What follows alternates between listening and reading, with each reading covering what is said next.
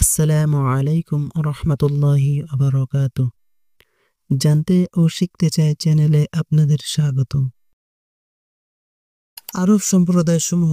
জন্মসূত্রের ভিত্তিতে ইতিহাসবিদগণ আরব সম্প্রদায় সমূহকে 3টি শ্রেণীতে বিভক্ত করেছেন, যথা 1. আরবে বাইদা। এরা হলো ওই সমস্ত ধ্বংসপ্রাপ্ত প্রাচীন গোত্র এবং সম্প্রদায় যা ধরাপৃষ্ঠ থেকে সম্পূর্ণরূপে নিশ্চিহ্ন হয়ে গেছে এবং এদের খোঁজখবর সম্পর্কিত নির্ভরযোগ্য তথ্য প্রমাণাদির সন্ধান লাভ প্রায় অসম্ভব হয়ে পড়েছে।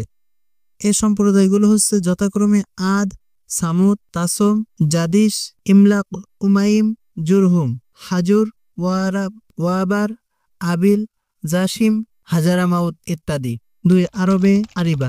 এরা হচ্ছে ওই সমস্ত গোত্র যারা ইয়াসজুব বিন ইয়ারুব বিন কাহতানের বংশোদ্ভূত। এদেরকে কাহতানি আরব বলা হয়। 3. আরবে মুস্তারিবা। এরা হচ্ছেন ওই আরব সম্প্রদায় যারা ইসমাইল আলাইহিসসালামের বংশধারা থেকে আগত। এদেরকে আদনানি আরব বলা হয়।